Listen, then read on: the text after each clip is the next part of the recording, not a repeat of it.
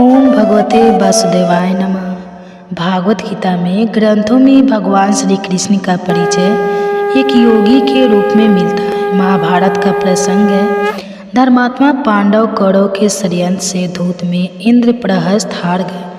चक्रवर्ती सम्राट युधिष्ठिर भाइयों और द्रौपदी के साथ वन की ओर चले। आधा दिन तो नगर से विदाई में ही बीत चला था।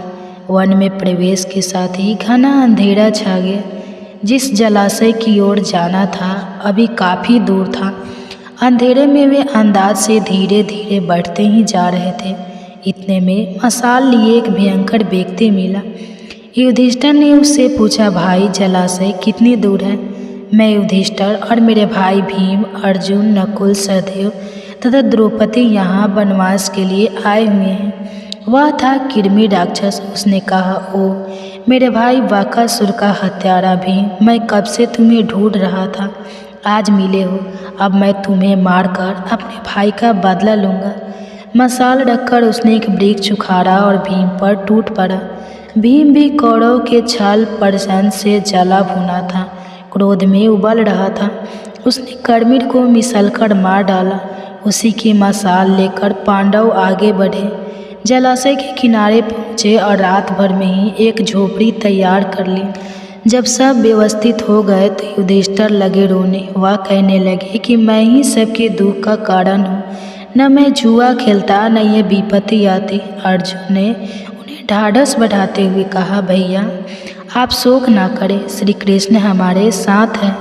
श्री कृष्ण की स्तुति करते हुए अर्जुन ने कहा कि मैंने महर्षि व्यास से सुना है कि आप पिछले 10 जन्मों से लगातार साधु रहे हैं। एक कल्प में आप यंत्र साय गृह मुनि के रूप में विचलन करते थे। जहाँ शाम हो गई वहीं घर खुले आकाश के नीचे विचरण करके शाम हो गई, या वृक्ष के नीचे किसी मंदिर में या बस्ती में आप निरहस्त भाव से मौन होकर विचलन करते रहे। एक कल्प में आप प्रभात क्षेत्र में क्षेत्रीय जनता को उपदेश करते हुए भ्रमण करते रहे। एक कल्प में आप पुष्कर तीर्थ में एक पांव पर खड़े रहकर 12 वर्ष तक यज्ञ करते रहे। जैसा कि गीता में है, यज्ञों में सर्वोपरि जप यज्ञ है। बहुत से योगी इंद्रियों के बहिर्मुखी प्रभाव के योगाग्नि संयमाग्नि ज्ञानाग्नि में हवन करते हैं। अर्जुन, भौतिक द्रव्यों से होने वाले यज्ञ वेदी बनाकर स्वाहा बोला जाने वाला यज्ञ अति कल्प है। चाहे आप करोड़ों का हवन कर लें, वस्तुतः संपूर्ण यज्ञ मन और अंतःकरण की क्रिया से संपन्न होने वाले हैं। एक कल्प में आप बद्रीनाथ क्षेत्र में नारायण ऋषि के रूप में निवास करते थे। एक कल्प में आप ही विष्णु थे, भगवान भी कहलाए। एक कल्प में आपने वामन के रूप में अवतार लिया, लेकिन थे अधूरे। इस कल्प में परम तत्व का स्पर्श कर परम भाव में स्थित साक्षात परमात्मा आप हमारे साथ है। हमें आपका ही सहारा है। स्पष्ट है कि भगवान श्री कृष्ण अनेक जन्मों से साधना में लगे हुए महान योगेश्वर थे। दुर्योधन पांडव के अहित चिंतन में लगा ही रहता था। उन्हीं दिनों अपने क्रोध के लिए प्रसिद्ध तपोधन दुर्वासा हस्तिनापुर पधारे। वह आते ही बिगड़ पड़े, क्योंकि कुरुवंशियों तुम लोगों के अंदर कोई श्रद्धा दिखाई नहीं देती। दुर्योधन भुन भुनाया कि इस महात्मा ने तो नाक में दम कर रखा था। शकुनी बोला, नहीं भैया, ये महात्मा बड़े काम के होते हैं। श्राप तो इनकी नाक पर रहता है, इनकी अभ्यर्था करो। दुर्वासा बोले, यह क्या बड़बड़ कर रहा है? शकुनी ने कहा, भगवान यह कह रहा है कि हमारे भाई पांडव होते तो आज आपका दर्शन और सेवा कर धन्य हो जाते। वे लोग समीप के वन में हैं, उन्हीं के लिए यह दुखी है। दुर्वासा ने कहा, ओह ऐसा भाई स्नेह देखकर हमें प्रसन्नता हुई। हम आज ही उन पर भी कृपा करेंगे। अपने शिष्य मंडली के साथ दुर्वासा वन में युधिष्ठिर की ओर चल पड़े। दुर्योधन बहुत खुश हुआ कि जंगल में साधनहीन पांडव अचानक इतने महात्माओं के भोजन की व्यवस्था कैसे कर पाएंगे? क्रोधी महर्षि के श्राप से कैसे बचेंगे? अब तो उनका विनाश निश्चित है। महर्षि को देखकर भाइयों सहित युधिष्ठिर ने प्रणाम किया। दुर्वासा ने कहा, राजन हम स्नान संध्या कराते हैं, तब तक आप हमारे भोजन का प्रबंध करें। शिष्यों के साथ वह स्नान ध्यान के लिए चले गए। युधिष्ठिर ने द्रौपदी की ओर देखा। द्रौपदी ने कहा, आप सबके भोजन के उपरांत मैंने भगवान सूर्य का दिया हुआ अक्षय पात्र स्वच्छ करके रख दिया है। अब तो रात्रि में ही उससे भोजन मिल सकता है। युधिष्ठिर ने कहा, तब तो महर्षि दुर्वासा के शाप से बचना असंभव है। संकट ही इस घड़ी में द्रौपदी ने भगवान श्री कृष्ण का स्मरण किया। प्रभु, जैसे आपने कौरव सभा में मेरी लाज रखी, वैसे ही यहाँ भी रख लेना। तब तो आपकी कृपा से हम बच गए थे, अब बचना कठिन लग रहा है। वह लगी स्मरण करने की प्रभु रक्षा करे, इन महात्माओं को कहाँ से खिलाओ। इतने में भगवान श्री कृष्ण रथ से आते हुए दिखाई पड़े।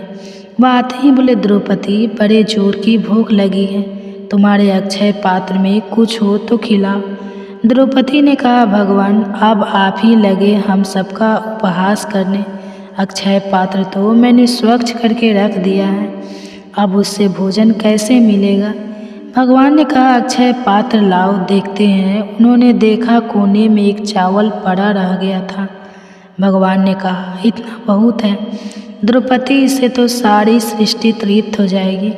कहते हुए उन्होंने उस चावल अपने मुख में डाल लिया। जलाशय में स्नान करते हुए महात्माओं को डकारे आने लगे। दुर्वासा ने शिष्यों से कहा, आज तो पेट कुछ अधिक ही भर लगता है। शिष्यों ने कहा, हाँ भगवान, भोजन के लिए तनिक भी जगह नहीं है। महर्षि ने कहा, युधिष्ठिर का भाई भीम बुलाने आता ही होगा, तो वहाँ क्या खाएंगे। ऐसा करते हैं, चलो निकल चले। वह शिष्य मंडली के साथ चुपचाप खिसक गए। विलम्ब होने पर युधिष्ठिर ने कहा, महात्मागण अभी आए नहीं। नकुल देखो तो। भगवान ने कहा, भैया रहने दे, ये विचरणशील महात्मा किसी अन्य के अतिथि हो गए होंगे। अब अपना कुशल क्षेम बतलाइए। भगवान ने उन्हें सांत्वना देते हुए कहा, राजन, किसी परिस्थिति से घबराना नहीं चाहिए। यह वनवास भी आप सबका साधना पथ है, देखते नहीं हो मेरे जीवन में भी कितने उतार चढ़ाव है। पूतना, उघासुर, बकासुर, कंस मामा, तत्पश्चात जरासंध, जल यवन। अर्जुन ने कहा, केशव, आप तो आप ही का आसरा है। भगवान ने उन सबको धैर्य बधाया और आगे बढ़ गए। इस कथानक में भी भगवान श्री कृष्ण का योगेश्वर विदित होता है। भगवत स्वरूप में स्थिति के पश्चात महापुरुषों के यहाँ यह व्यवस्था स्वतः हुआ करती है। यही योगेश्वर के लक्षण है। भगवान श्री कृष्ण एक योगी थे। श्री कृष्ण गीता के आलोक में भगवान श्री कृष्ण का स्वरूप देखते हैं। पर अन्यथा कहते हैं अर्जुन उन्हें कुशल कूटनीतिज्ञ के रूप में देखते हैं, तो भारत की अधिकांश जनता उन्हें भगवान के रूप में पूजती है। अतः आपकी जिज्ञासा स्वाभाविक है कि श्री कृष्ण कौन थे। श्री कृष्ण महायोगेश्वर है, भगवान है। योगी वह क्रिया है जिस पर चलकर साधक परमात्मा को प्राप्त कर सकता है। उसी समय वह भगवान के स्वर्ग की प्रत्यक्ष अनुभूति प्राप्त करता है। भगवान को जानते ही योगी भी योगेश्वर हो जाता है, भगवान हो जाता है। उसका सेवक एवं जीत भाव तिरोहित हो जाता है और स्वामी ही सदा सदा के लिए शेष बचता है। गीता के 7वें अध्याय में श्री कृष्ण ने भी इसी तथ्य का समर्थन किया है। वे कहते हैं कि अनेक जन्मों के पश्चात अंत के जन्म में तथ्य साक्षात्कार को प्राप्त हुआ। ज्ञानी मेरा साक्षात स्वरूप है। ज्ञानी तो मेरा साक्षात स्वरूप ही है, भगवानमय है, क्योंकि वह मेरे में ही अच्छी प्रकार स्थित है। ऐसे ज्ञानी भक्त और श्री कृष्ण की स्थिति में कोई अनंतर नहीं है। अतः कहना न होगा श्री कृष्ण महायोगेश्वर प्रताप महात्मा ही थे और तत्वज्ञ महात्मा भगवान होता है। भक्ति के द्वारा कोई भी मनुष्य भगवान की महिमा को व्यक्त कर सकता है। महात्मा श्री कृष्ण ने गीता शास्त्र में यत्र तंत्र सर्वत्र अपना परिचय दिया। टीकाओं में न जाकर योगेश्वर श्री कृष्ण की मूलवाणी पर दृष्टिपात करें तो श्री कृष्ण के स्वरूप को लेकर भ्रांति नहीं होगी। गीता के 3 अध्याय में श्री कृष्ण ने प्रति वाले महापुरुष के लक्षण बताए और फिर ऐसे महात्माओं के समक्ष अपने को ही घोषित किया।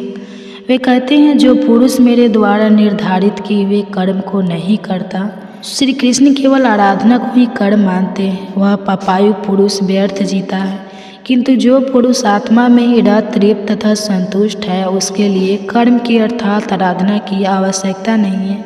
समय द्वारा कर्म को किए जाने से न कोई लाभ है और न छोड़ने से हानि ही है। इस स्थिति को बिना कर्म किए कोई नहीं पाता। जनक इत्यादि भी इसी कर्म को करके परम सिद्धि को प्राप्त हुआ। ऐसे पुरुष केवल लोक छीनक अथवा लोक कल्याण के निमित्त ही स्वयं कर्म में व्यस्त हैं। इतना कहने के पश्चात श्री कृष्ण ऐसे महात्माओं से अपनी तुलना करते हैं। कौन्तेय, मुझे भी प्राप्त होने योग्य किंचित मात्र वस्तु अब अप्राय नहीं है, अर्थात मैं भी आत्मतृप्ति हूँ। महात्माओं की ही तरह मुझे भी अब कर्म करने की आवश्यकता नहीं है। फिर भी पिछले वालों के हित की इच्छा से मैं भाली प्रकार कर्म में बरता हूँ। इस प्रकार श्री कृष्ण ने महापुरुषों से अपनी तुलना करते हुए संकेत किया कि वे भी भागवत स्वरूप को प्राप्त महापुरुष हैं। दूसरे अध्याय में श्री कृष्ण कहते हैं कि आत्मा अपरिवर्तनशील, न सूखने वाला, न जलने वाला, न गलने वाला, नित्य व्यापक, अचल और सनातन है। इसी आत्मा को साक्षात जानना ही सनातन धर्म है। किंतु ऐसी आत्मा सर्वे है जो खोजा जिसे जाए। श्री कृष्ण कहते हैं कि आत्मा को इन विभूतियों से युक्त तत्वदर्शियों ने देखा। साधारण लोगों को आत्मा के गुण धर्म दिखाई नहीं पड़ते। प्रायः शोक, संताप और मृत्यु का कारण इच्छा और रोग दोष की दिखाई पड़ते हैं। किंतु श्री कृष्ण आत्मा को उपरोक्त विभूतियों के साथ जानते हैं। सुखदेव जी ने महाराज परीक्षित को सुनाया था भागवत कथा। सर्वप्रथम सच्चिदानंद स्वरूप भगवान श्री कृष्ण को हम नमस्कार करते हैं, जो जगत की उत्पत्ति, स्थिति और विनाश के हेतु तथा आध्यात्मिक आदि, दैविक और आदि भौतिक तीनों प्रकार के ताप का नाश करने वाले हैं। जिस समय श्री सुखदेव जी का योग पवित्र संस्कार भी नहीं हुआ था तथा लौकिक वैदिक कर्मों के अनुष्ठान का अवसर भी नहीं आया था, तभी वे भगवान की प्रेरणा से संन्यास मार्ग को निकल पड़े। उस समय उन्हें अकेले ही संन्यास लेने के लिए घर से जाते देखकर उनके पिता व्यास जी विरह से कातर होकर पुकारने लगे, पुत्र पुत्र तुम कहाँ जा रहे हो। उस समय सुखदेव जी अपने वैराग्य ध्यान में तन्मय थे। उनके तन्मय होने के कारण उस समय वृक्षों ने श्री सुखदेव जी की ओर से उत्तर दिया था। ऐसे सर्वभूतेषु निवर शौनक जी ने नैमिष सारनाथ क्षेत्र में विराजमान महामति सूत जी को नमस्कार करके उनसे पूछा कि हे महामुनि सूत जी, आपका ज्ञान अज्ञान के अंधकार को नष्ट करने के लिए करोड़ों सूर्य के समान है। आप हमारे कानों के लिए रसायन अमृत स्वरूप सार गर्भित कहिए।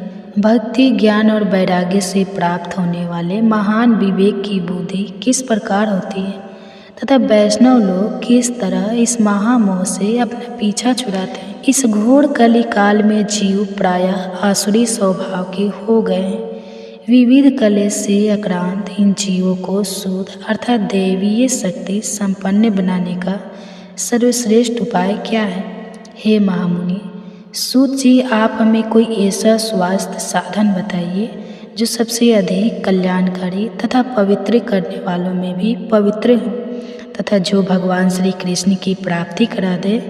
चिंतामणि केवल लौकिक सुख दे सकती है और कल्प वृक्ष अधिक से अधिक स्वर्गीय संपत्ति दे सकता है, परंतु गुरुदेव प्रसन्न होकर भगवान का योगी दुर्लभ नित्य वैकुंठ धाम दे देते हैं।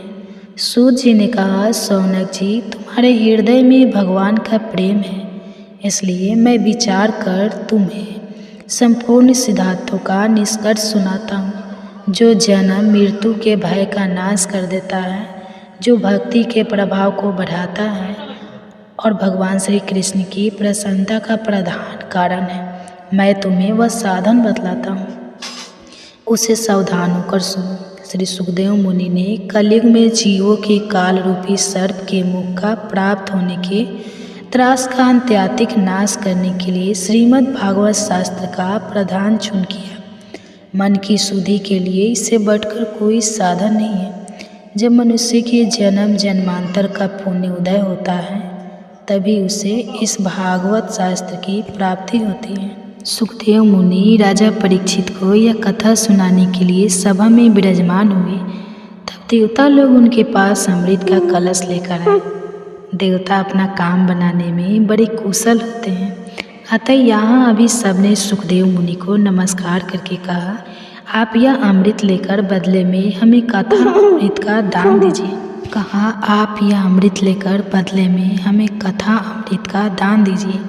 इस प्रकार परस्पर विनिमय अर्थात अदला बदली हो जाने पर राजा परीक्षित अमृत का पान करें और हम सब श्रीमद् भागवत स्वरूप कथा अमृत का पान करेंगे। इस संसार में कहाँ कांठ और कहाँ महामूद मणि तथा कहाँ सुधा और कहाँ कथा। श्री सुखदेव जी ने यह सोचकर उस समय देवताओं का प्रस्ताव अस्वीकार कर दिया। उन्हें शक्ति शून्य अर्थात कथा का अनाधिकारी जानकर कथा अमृत का दान नहीं किया। इस प्रकार ये श्रीमद् भागवत की कथा देवताओं को भी दुर्लभ है। पूर्व काल में श्रीमद् भागवत के श्रवण से ही राजा परीक्षित की मुक्ति देखकर ब्रह्मा जी को भी बड़ा आश्चर्य हुआ था। उन्होंने सत्यलोक में तराजू बांधकर सब साधनों को तोला। अन्य सभी साधन तोल में हल्के पड़ गए। महत्व के कारण भागवत ही सबसे भारी रहा। यह देखकर सभी ऋषियों को बड़ा विस्मय हुआ। उन्होंने कलयुग में इस भागवत रूप भागवत शास्त्र को ही पढ़ने और सुनने से तत्काल मोक्ष देने वाला निश्चित किया। सप्ताह विधि से श्रवण करने पर यह निश्चय भक्ति प्रदान करता है। पूर्व काल में इसे दयापरायण सनकादि ने देवर्षि नारद को सुनाया था। यद्यपि देवर्षि ने पहले ब्रह्मा जी के मुख से इसे श्रवण कर लिया था, तथापि सप्ताह श्रवण की विधि तो उन्हें सनका आदि ने ही बताई थी। शौनक जी ने पूछा, संसारिक प्रपंच से मुक्त एवं विचलन सब नारद जी का शंका आदि के साथ शिव कहाँ हुआ और विधि विधान के श्रवण में उनकी प्रीति कैसे हुई? सूत जी ने कहा, अब मैं तुम्हें वह भक्तिपूर्ण कथानक सुनाता हूँ जो श्री सुखदेव जी ने मुझे अपना अनन्य शिष्य जानकर एकांत में सुनाया था। एक दिन विशालापुरी में वे चारों निर्मल ऋषि सत्संग के लिए आए। वहाँ उन्होंने नारद जी को देखा। सनकादि ने पूछा, ब्रह्मा ऋषि, आपका मुख उदास क्यों हो रहा है? आप चिंता कैसे हैं? इतनी जल्दी जल्दी अब कहाँ जा रहे हैं और आपका आगमन कहाँ से हो रहा है? इस समय तो आप उस पुरुष के समान व्याकुल जान पड़ते हैं जिसका सारा धन लूट गया हो। आप जैसे आसक्ति रहित पुरुषों के लिए यह उचित नहीं है। इसका क्या कारण है? कृपया हमें बतलाइए। तब नारद जी ने कहा, मैं सर्वोत्तम लोक समझकर पृथ्वी में आया था। यहाँ पुष्कर, प्रयाग, काशी, गोदावरी, नासिक, हरिद्वार, कुरुक्षेत्र, श्रीरंग और सेतुबंध आदि कई तीर्थों में इधर उधर विचर रहा, किंतु मुझे कहीं भी मन को संतोष देने वाली शांति नहीं मिली। इस समय अधर्म के सहायक कलयुग ने सारी पृथ्वी को पीड़ित कर रखा। अब यहाँ सत्य, तप, शौच अर्थात बाहर भीतर की पवित्रता, दया, दान आदि कुछ भी नहीं है। बेचारे जीव केवल अपना पेट पालने में लगे हुए हैं। वह सत्यभाषी, आलसी, मंदबुद्धि, भाग्यहीन, उपद्रवग्रस्त हो गए। जो साधु संत कहे जाते हैं वे पूरे पाखंडी हो गए। देखने में तो वे वीरक है, किंतु स्त्री धन आदि सभी की लालसा करते हैं। लोभ के वशीभूत होकर लोग कन्या विक्रय करते हैं और स्त्री पुरुषों में कल मचा रहता है। महात्माओं के आश्रम, तीर्थ और नदियों पर यौनों अर्थात अधर्मों का अधिकार हो गया है। उन दुष्टों ने बहुत से देवालय भी नष्ट कर दिए हैं। मैं इस समय यहाँ न योगी हैं, न सिद्ध है, न ज्ञानी है और न कोई सत्कर्म करने वाला ही है। सारे साधन इस समय कली रूप दावानल से जलकर भस्म हो गए। इस कलयुग में सभी क्रय विक्रय में लगे हैं। ब्राह्मण लोग पैसा लेकर वेद पढ़ाते हैं और स्त्री पुरुष उपभव जलीय। सुनिए, वहाँ मैंने एक बड़ा आश्चर्य देखा। वहाँ एक युवती स्त्री खीन मन से बैठी थी। उसके पास दो वृद्ध पुरुष अचेत अवस्था में बड़े जोर जोर से सांस ले रहे थे। वह तरुणी उनकी सेवा करती हुई कभी उन्हें चेत कराने का प्रयास करती और कभी उनके आगे रोने लगती थी। वह अपने शरीर के रक्षक परमात्मा को दसों दिशाओं में देख रही थी। उसके चारों ओर सैकड़ों उसे पंखा झड़ रही थी और बार बार समझाती जाती थी। दूर से यह सब चरित्र देखकर मैं कौतूहलवश उसके पास चला गया। मुझे देखकर वह युवती खड़ी हो गई और बड़ी व्याकुल होकर कहने लगी, सुनिए महात्मा जी, क्षण भर यहाँ ठहर जाइए और मेरी चिंता को भी दूर कर दीजिए। ऐसा प्रतीत हो रहा है कि आपका दर्शन तो संसार के सभी पापों को सर्वथा नष्ट कर देने वाला है। आपके वचनों से मेरे दुख की भी बहुत कुछ शांति हो जाएगी, ऐसा मुझे अनुभव हो रहा है। मनुष्य का जब महान भाग्य होता है तभी आपके दर्शन हुआ करते हैं। तब नारद जी कहते हैं, तब मैंने उस स्त्री से पूछा, हे देवी, तुम कौन हो? यह दोनों पुरुष तुम्हारे क्या लगते हैं? और तुम्हारे पास यह कमल नयनी देवियाँ कौन है? तुम हमें विस्तार से अपने दुख का कारण बताओ। युवती ने कहा, मेरा नाम भक्ति है। यह ज्ञान और वैराग्य नामक मेरे पुत्र हैं। समय के फेर से ही यह ऐसे जर्जर हो गए हैं और यह देवियाँ गंगा जी आदि नदियाँ हैं। यह सब मेरी सेवा करने के लिए ही आई है। इस प्रकार साक्षात देवी के द्वारा सेवित होने पर भी मुझे सुख शांति नहीं है। हे तपोधन, आप ध्यान देकर मेरा वृत्तांत सुनिए। मेरी कथा वैसे तो प्रस है, फिर भी उसे सुनकर आप मुझे शांति प्रदान करें। श्री कृष्ण कहते हैं, हे अर्जुन, सभी मानव ईश्वर की संतान है। मनुष्य मेरा विशुद्ध अंश है, उतना ही पावन जितना भगवान। दो भेदभाव, छुआछूत, कैसे सुख रहित क्षण भूकंप, किंतु दुर्लभ मानव तन को पाकर मेरा भजन कर, अर्थात भजन का अधिकार मनुष्य सिरधारी है। कृष्ण कहते हैं, हे अर्जुन, मनुष्य केवल दो प्रकार के हैं, देवता और असुर। जिसके हृदय में दैवी संपत्ति कार्य करती है वह देवता है, तथा जिसके हृदय में आसुरी संपत्ति कार्य करती है वह असुर है। तीसरी कोई अन्य जाति सृष्टि में नहीं है। वास्तव में मनुष्य का स्वभाव इन्हीं दो प्रकारों का है। जैसी वृत्ति वैसा ही वह मनुष्य है। मुझे भजकर लोग स्वर्ग तक की कामना करते हैं, मैं उन्हें देता हूँ, अर्थात सब कुछ एक परमात्मा से सुलभ है। मांगना ही है तो भगवान से मांगो। इंद्र से स्वर्ग मांगोगे तो वह कदापि नहीं देगा। जब जब उसे लगा कि कोई महर्षि उसका पद लेना चाहता है तो उसने विघ्न ही डाला। किसी साधारण दुकानदार से मांगोगे तो वह बहुत देगा, मुट्ठी दो मुट्ठी देगा। जिस दिन उसकी गद्दी मांगोगे वह भगा देगा।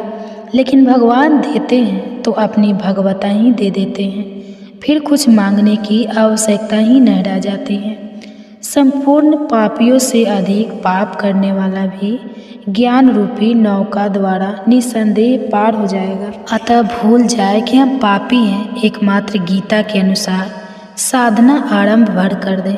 सब पाप समाप्त, गीता पाप का निवारण कर सहज शांति देती है। आत्मा के अधिपत्य में आचरण तत्व के अर्थ रूप मुझ परमात्मा का प्रत्यक्ष दर्शन ज्ञान है, और इसके अतिरिक्त जो कुछ भी है अज्ञान है। ईश्वर की प्रत्यक्ष जानकारी ही ज्ञान है, इसके अतिरिक्त सब व्यर्थ की बातें हैं। संसार में जीते खाते रहने से पहले की अर्जित जानकारियाँ मिटती जाती हैं, नई जानकारियाँ मिलती जाती हैं। जीवन यापन की व्यवस्था परिवर्तनशील है, ये लोक रीति है, ज्ञान नहीं। अत्यंत दुराचारी भी मेरा भजन करके शीघ्र ही धर्मात्मा हो जाता है एवं सदा रहने वाली सस्वावत शांति को प्राप्त कर लेता है। अतः धर्मात्मा वह है जो एक परमात्मा के प्रति समर्पित है, और भजन करने का अधिकार दुराचारी तक को है। अतः यह न सोचे कि क्या भगवान हम पर खुश होंगे। केवल श्रद्धा भाव से लग भर जाए, भगवान के प्यारे हो जाएंगे। इस आत्म दर्शन की क्रिया का सौला आचरण भी जन्म मरण के महान भय से उद्धार करने वाला होता है। भजन चिंतन का बीज भर पड़ गया तो माया में कोई ताकत नहीं कि उसको नष्ट कर दे। इस जन्म में जहाँ तक साधन हुआ है, अगले जन्म में उसी बुद्धि सहयोग को अनायास प्राप्त कर लेता है। साधना पूर्वता आगे चलने लगती है और दो एक जन्मों के पश्चाताप व्यक्ति वहीं पहुंच जाता है जिसका नाम परम गति है, परम धाम है। धर्म अपरिवर्तनशील है, अर्थात धर्म कभी बदलता नहीं और न ही उसमें संशोधन या सामयिक सुधार होता है। यह तो गीता को न जानने से लोग धर्म बदल गया, धर्म नष्ट हो गया कहते रहते हैं। धर्म का उतार चढ़ाव मन और बुद्धि के संयम पर निर्भर करता है, खान पान या रहन सहन पर नहीं। भगवान ने कहा, अर्जुन, ईश्वर सर्वभूताना व ईश्वर सभी भूत अर्थात मानव मात्र के हृदय में रहता है। जब भगवान इतना समीप रहते हैं तो हम देखते क्यों नहीं? माया रूपी यंत्र में आरूढ़ होकर भ्रमवश लोग भटकते ही रहते हैं, इसलिए नहीं देख पाते। ईश्वर हृदय में है तो शरण किसकी जाए, उन्हें ढूंढे कहाँ? अगले ही श्लोक में कहते हैं, संपूर्ण भाव से उस हृदयस्थ एवं परमात्मा की शरण में जाओ, जिससे कि कृपा से तू परम शांति शाश्वत परम धाम को प्राप्त होगा। और मनुष्य को चाहिए भी क्या? इसलिए भजन एक परमात्मा का ही करना चाहिए। जब ईश्वर हृदय में है तो बाहर तीर्थ यात्राओं में प्रतीकों में ढूंढने से वह कैसे मिलेगा? यह केवल आडंबिक श्रद्धा स्थली है। भगवान को खोजने की जगह सबका अपना अपना हृदय है और गीता के अनुसार खोजने का तरीका संपन्न के साथ भगवान का सुमिरन है। संपूर्ण इंद्रियों के व्यापार को, मन की चेष्टाओं को ज्ञान से प्रकाशित हुए आत्मा के संयम रूपी योगाग्नि में हवन करते हैं। यहाँ आग नहीं जलती, लेकिन जिस प्रकार आग में डालने से हर वस्तु भस्म हो जाती है, उसी प्रकार संयम भी अग्नि की तरह है, जिससे इंद्रियों का सारा बहिर्मुखी प्रभाव भस्म हो जाता है। यहाँ अग्नि एक उदाहरण मात्र है। आग जलाकर पूजा करने का कोई विधान गीता में नहीं बताया गया है। बहुत से योगी श्वास को प्रश्वास में हवन करते हैं और बहुत से प्रश्वास को श्वास में। इससे उन्नत अवस्था होने पर अन्य श्वास प्रश्वास की गति रोककर प्राणायाम हो जाते हैं। इस प्रकार योग साधना की विधि विशेष का नाम यज्ञ है। उस यज्ञ को कार्य रूप देना कर्म है। कर्म माने आराधना, कर्म माने चिंतन। इसके अतिरिक्त जो कुछ भी किया जाता है वह कर्म इसी लोक का बंधन है। इस प्रकार बहुत से यज्ञ जैसे श्वास का प्रश्वासन में हवन, प्रवास का श्वास में हवन, श्वास प्रश्वास का निरोध कर प्राणायाम के प्राणायाम होना इत्यादि यज्ञ जिस आचरण से पूर्ण होते हैं उस आचरण का नाम कर्म है। कर्म माने आराधना, कर्म माने चिंतन, योग साधना पद्धति का नाम यज्ञ है। इस यज्ञ को क्रियान्वित करना कर्म है।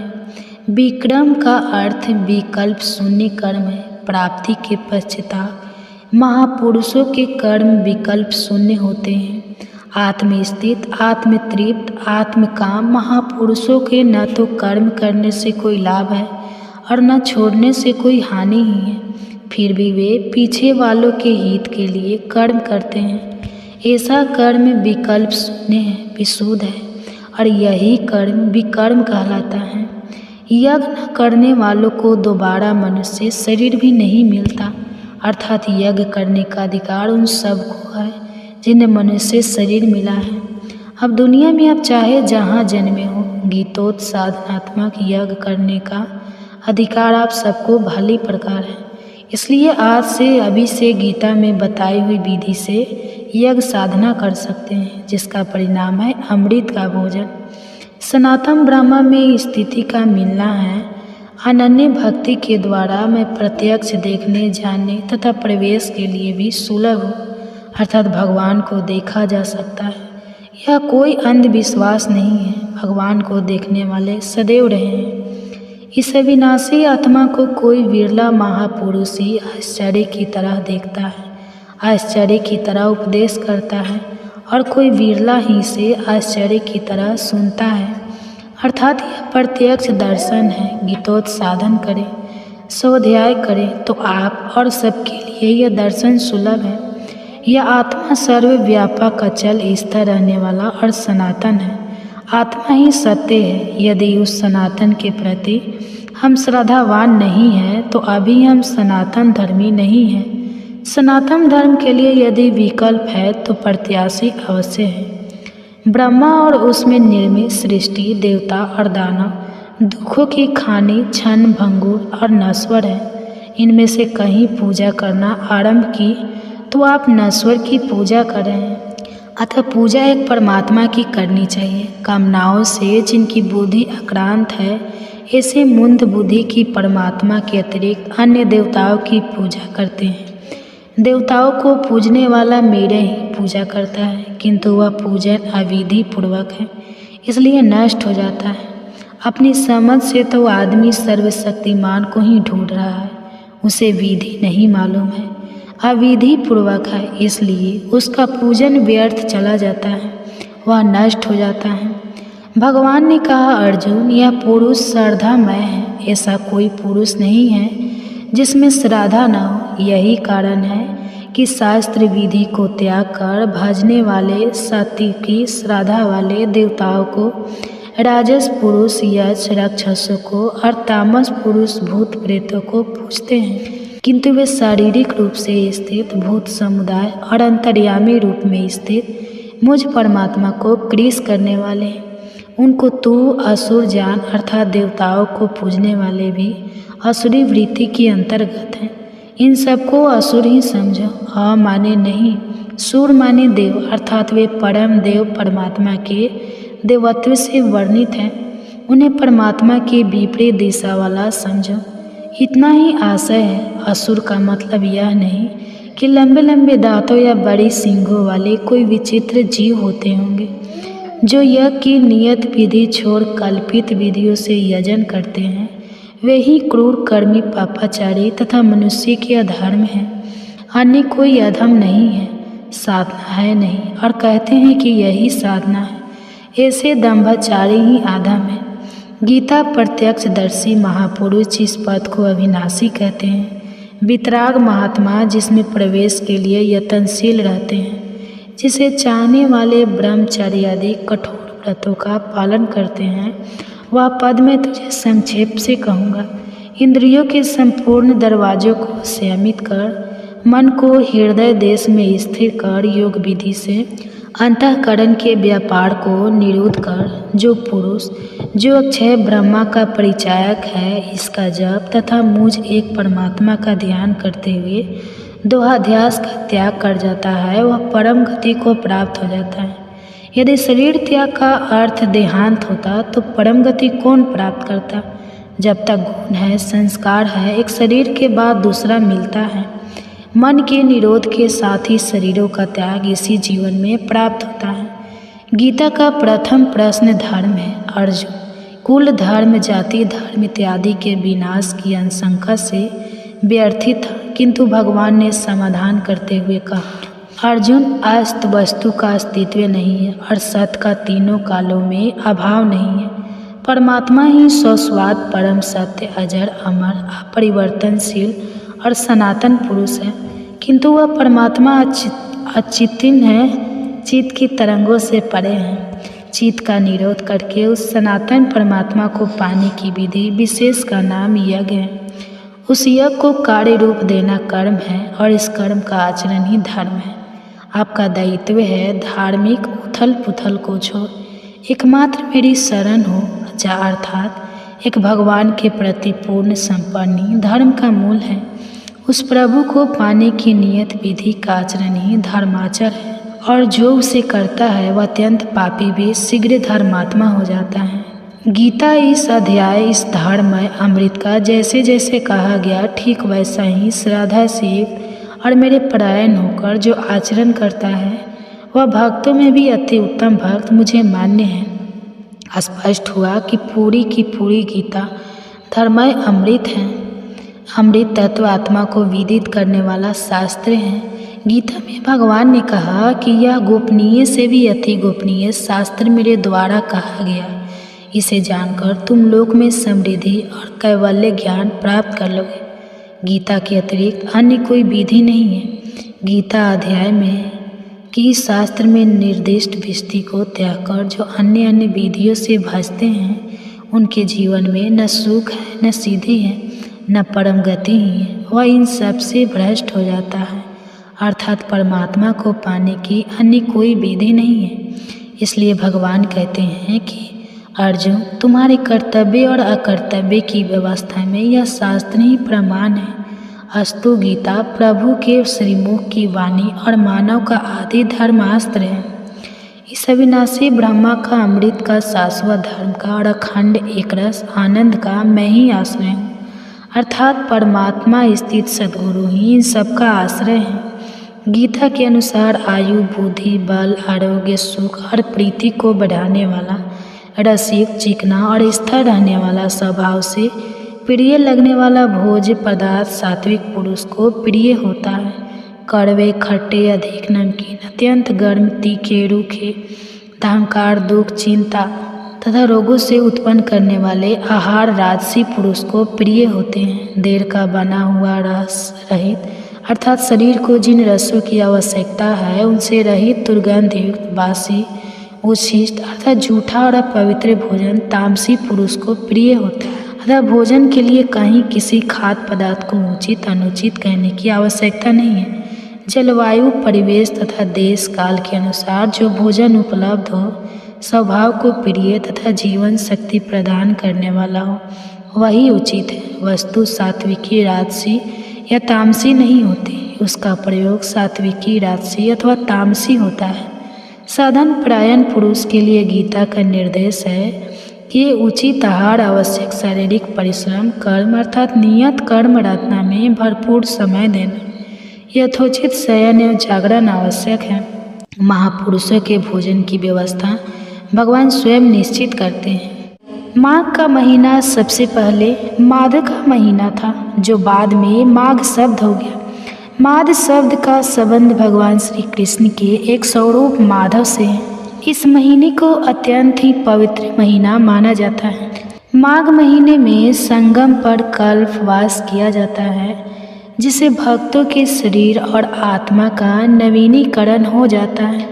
साल 2025 में पौष पूर्णिमा 13 जनवरी दिन सोमवार को है और इसी दिन से माघ स्नान भी प्रारंभ हो जाएगा। माघ मास इस बार प्रारंभ होगा 14 जनवरी 2025 से और माघ मास की समाप्ति होगी 12 फरवरी को। माघ मास में तुलसी जी का पूजन करने से सभी पुण्य की प्राप्ति होती है। इस मास में गरीब और ज़रूरतमंदों को कंबल और गर्म कपड़ों का दान करना चाहिए। इसके अलावा माघ के महीने में काले तिल, अन्न, वस्त्र और धन का दान भी फलदायी होता है। माघ महीने में किसी का भी अपमान ना करें, ना ही किसी को अपशब्द कहें, तामसिक चीज़ों से दूरी बनाए रखें, मांस मदिरा का भूल कर भी सेवन ना करें और इस मास में श्रीमद् भागवत गीता का पाठ, गंगा स्तोत्र और गंगा स्तुति और श्रीमद् भागवत महापुराण की कथाओं को सुनने से अनंत गुना पुण्य की प्राप्ति होती है। श्री हरि विष्णु जी और भगवान श्री कृष्ण की कृपा प्राप्त करने के लिए और इस जीवन मरण के चक्र से मुक्त होने के लिए माघ स्नान और माघ मास की ये कथाएं बहुत ही पवित्र मानी जाती हैं। माघ मास में भगवान श्री माधव की पूजा करने से राज सूर्य यज्ञ का फल भी प्राप्त होता है। जो तपस्वी इस महीने में तिल का दान करता है वह कभी नरक का दर्शन नहीं करता, उसे स्वर्ग की प्राप्ति हो जाती है। इस महीने में गर्म पानी को धीरे धीरे छोड़कर साधारण पानी से नहाना चाहिए। सूर्योदय से पहले यानी ब्रह्मा मुहूर्त में उठकर भगवान श्री हरि के भक्त को स्नान आदि करके माघ मास की इस पवित्र कथाओं को अवश्य ही सुनना चाहिए। श्री कृष्ण की पूजा के समय उन्हें पीले पुष्प अर्पित करें। मंजरी, माखन, मिश्री और पंचामृत का उन्हें भोग अर्पित करें और साथ में तुलसी दल भी जरूर मिलाएं। इसके साथ उनके मंत्रों का जाप करें। इस महीने में तिल और गुड़ का प्रयोग विशेष ही लाभ का होता है। एक समय यदि भोजन किया जाए तो आरोग्य और एकाग्रता की प्राप्ति होती है। तो आइए भगवान श्री लक्ष्मी नारायण जी के चरणों का ध्यान करके माघ मास की इन पवित्र कथाओं का शुभारंभ करते हैं। आज की कथा से साथ ही आप श्रीमद् भागवत महापुराण की बहुत ही पवित्र कथा भी सुनेंगे, क्योंकि इस पाठ को सुनने से मोक्ष की प्राप्ति हो जाती है। एक समय की बात है, श्री सूत जी महाराज ने अपने गुरु श्री व्यास जी से कहा कि गुरुदेव, कृपा करके आप मुझसे माघ मास महात्म की कथा कहिए, क्योंकि मैं आपका शिष्य हूँ। तब व्यास जी कहने लगे कि रघुवंश के राजा दिलीप एक समय यज्ञ के स्नान के बाद पैरों में जूते और सुंदर वस्त्र पहनकर शिकार की सामग्री लेकर कवच और शोभायान आभूषण पहने हुए अपने सिपाहियों से घिरे हुए जंगल में शिकार खेलने के लिए अपनी नगरी से बाहर निकले।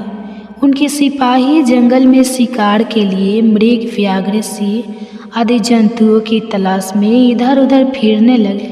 उस वन में वन स्थली अत्यंत ही शोभा को प्राप्त हो रही थी। वन में कहीं वृक्षों पर मोर नाच रहे थे, कहीं कहीं मृगों के झुंड फिर रहे थे, कहीं गीदड़ अपने भयंकर शब्द कर रहे थे, कहीं गेंडों का समूह के समान फिर रहा था, कहीं वृक्षों में कोटर में बैठे हुए उल्लू अपना भयानक शब्द कर रहे थे, कहीं सिंह के पद चिन्हों के साथ घायल मृगों के रस से भूमि लाल हो रही थी, कहीं दूध से भरी थन वाली सुंदर भैंसें फिर रही थी, कहीं पर गंधित पुष्प हरी हरी लताएं वन की शोभा को बढ़ा रही थी, कहीं बड़े बड़े पेड़ खड़े थे तो कहीं उन पेड़ों पर बड़े बड़े अजगर और उनकी कचलियाँ भी पड़ी हुई थी। उसी समय राजा के सिपाहियों के बाजे की आवाज़ सुनकर एक मृग वन में से निकलकर भागने लगा और बड़ी बड़ी चौकड़ियाँ भरता हुआ आगे बढ़ा। तो राजा ने उसके पीछे अपना घोड़ा दौड़ाया, परंतु मृग अपनी पूर्ण शक्ति से भागने लगा। मृग कटेदार वृक्षों के एक जंगल में घुसा और राजा ने भी उसके पीछे वन में प्रवेश किया, परंतु दूर जा जाकर मृग राजा की दृष्टि से ओझल होकर कहीं निकल गया। राजा निर्जल वन में अपने सैनिकों के साथ प्यास के मारे बहुत ही दुखी हो गया और दोपहर के समय अधिक मार्ग पर चलने से सैनिक थक गए और घोड़े रुक गए। थोड़ी देर बाद राजा ने एक बड़ा भारी सुंदर सरोवर देखा, जिसके किनारों पर घने वृक्ष थे। इसका जल सज्जनों के हृदय के समान पवित्र था। सरोवर का जल लहरों से बड़ा सुंदर लगता था। जल में अनेकों प्रकार के जल जंतु, मछली आदि स्वच्छता से इधर उधर फिर रही थी। दुष्टों के समान निर्दय मन वाले मगरमच्छ भी थे। किसी किसी जगह लोभी के घर के समान समाल भी पड़ी हुई थी, जैसे विपत्ति में पड़े हुए लोगों के दुखों को हरने वाले दानी पुरुष के समान यह सरोवर अपने जल से सबको सुखी करता था, जैसे मेघ चालक के दुख को हरता है। इस सरोवर को देखकर राजा की थकावट दूर हो गई। रात्रि को राजा ने वही विश्राम किया और सैनिक पहरा देने लगे और चारों तरफ फैल गए। राजा के अंतिम समय में सूख के एक झुंड ने आकर अंतिम समय में पानी पिया और कमल के झुंड के पास आया। तब शिकारियों ने सावधान होकर सूकर पर आक्रमण किया और उनको मारकर पृथ्वी पर गिरा दिया। उस समय जब शिकारी कोलाहल करते हुए बड़ी प्रसन्नता के साथ राजा के पास गए और राजा प्रभात हुआ देखकर उनके साथ ही अपनी नगरी की तरफ चल पड़ा। रास्ते में राजा ने एक तपस्वी को देखा, जिसका शरीर तपस्या और नियम के कारण बिल्कुल सूख गया था, जो मृग छाला और वलकल पहने हुए था। राजा ने ऐसे घोर तपस्वी को देखकर बड़े आश्चर्य से उसको प्रणाम किया और हाथ जोड़कर खड़ा हो गया। तब तपस्वी ने राजा को कहा कि हे राजन, इस पुण्य शुभ माघ मास में इस सरोवर को छोड़कर तुम यहाँ से क्यों जाने की इच्छा करते हो? तब राजा कहने लगा कि महात्मय, मैं तो माघ मास में स्नान के फल को कुछ भी नहीं जानता। कृपा करके आप विस्तार पूर्वक मुझे बताइए। राजा के ऐसे वचनों को सुनकर तपस्वी ने जो कुछ भी कहा आगे कहा, इसका वर्णन आप अगले अध्याय में सुनेंगे। अब आप सुनेंगे श्रीमद् भागवत महापुराण की बड़ी ही पवित्र कथा। भागवत महापुराण की कथा सुनने से पहले आप यह जान लें कि भागवत पुराण को सुनने की परंपरा किस प्रकार प्रारंभ हुई। इसके पीछे एक पौराणिक कथा है। पौराणिक कथा के अनुसार श्रृंगी अपने पिता ऋषि शमी के आश्रम में अन्य ऋषि कुमारों के साथ रहकर अध्ययन कर रहे थे। एक दिन की बात है कि सब विद्यार्थी जंगल गए हुए थे और आश्रम में शमीक ऋषि समाधि में अकेले बैठे हुए थे। तभी अचानक वहाँ प्यास से व्याकुल राजा परीक्षित पहुँचे। वह प्यास से बहुत व्याकुल थे और आश्रम में पानी खोजने लगे। जब उन्हें कहीं से पानी नहीं मिला तो उन्होंने समाधि में बैठे शमी ऋषि को प्रणाम करके विनम्रता से कहा, मुझे प्यास लगी है, कृपया मुझे पानी दीजिए। राजा की 2-3 बार कहने पर भी ऋषि ने उन्हें कोई जवाब नहीं दिया और उन्हें बहुत बुरा लगा। और तो और उन्हें लगा कि ऋषि ध्यान का ढोंग कर रहे हैं। क्रोध में आकर राजा परीक्षित ने एक मरा सांप उठाकर ऋषि के गले में डाल दिया और वहाँ से चले गए। परंतु उन्हें आश्रम से जाते हुए एक ऋषि कुमार ने देख लिया और जाकर श्रृंगी को इस बारे में खबर दी। सभी राजा के स्वागत के लिए आश्रम पहुँचे, परंतु जब तक सब पहुँचे राजा वहाँ से जा चुके थे और ध्यान में बैठे शमीक ऋषि ने गले में मरा सांप पड़ा था। यह देखकर ऋषि श्रृंगी को बहुत क्रोध आया और उन्होंने हाथ में पानी लेकर परीक्षित को श्राप दे दिया कि मेरे पिता का अपमान करने वाले राजा परीक्षित की मृत्यु आज से 7वें दिन नागराज तक्षक के काटने से होगी। इसके बाद ऋषि कुमारों ने ऋषि शमीक के गले से सांप निकाला, जिस बीच शमीक की समाधि टूट गई। शमीक ऋषि ने पूछा, क्या बात है? तब श्रृंगी ने सारी बात बताई। शमीक बोले, बेटा, राजा परीक्षित के साधारण अपराध के लिए तुमने जो सर्प दंश के मृत्यु का भयंकर श्राप दिया है यह बहुत बुरा है, हमें यह शोभा नहीं देता। इसका मतलब यह है कि अभी तुझे ज्ञान प्राप्त नहीं हुआ। अब तू भगवान की शरण जा और अपने अपराध की क्षमा मांग। राजा परीक्षित को राजभवन पहुँचते पहुँचते अपनी गलती का एहसास हो चुका था। थोड़ी देर के बाद शमीक ऋषि का एक शिष्य राजा परीक्षित के पास पहुँचा और उसने कहा, राजन, ब्रह्मा समाधि में लीन शमीक ऋषि की ओर से आपका उचित सत्कार नहीं हो पाया, जिसका उन्हें बहुत दुख है। किंतु वह अपने बिना सोचे समझे जो मरे सांप को उनके गले में डाल दिया। इस कारण उनके पुत्र श्रृंगी ने आपको आज से 7वें दिन सांप काटने से मृत्यु का श्राप दे दिया है, जो असत्य नहीं होगा। इसलिए आप मेरी बात मानें तो 7 दिन तक अपना पूरा समय ईश्वर चिंतन में लगाएं, ताकि आपको मोक्ष की प्राप्ति हो सके। यह सुनकर राजा को संतोष हुआ कि मेरे द्वारा हुए अपराध के लिए मुझे उचित दंड मिलेगा। इसके बाद राजा परीक्षित व्यास पुत्र सुखदेव मुनि के पास पहुँचे और उन्हें भागवत कथा सुनाने के लिए कहा। सुखदेव जी ने परीक्षित को 7 दिन भागवत कथा सुनाई। इस प्रकार कहा जाता है कि तभी से श्रीमद् भागवत पुराण सप्ताह सुनने की परंपरा प्रारंभ हुई। तो आइए शुभारंभ करते हैं श्रीमद् भागवत पुराण की कथा।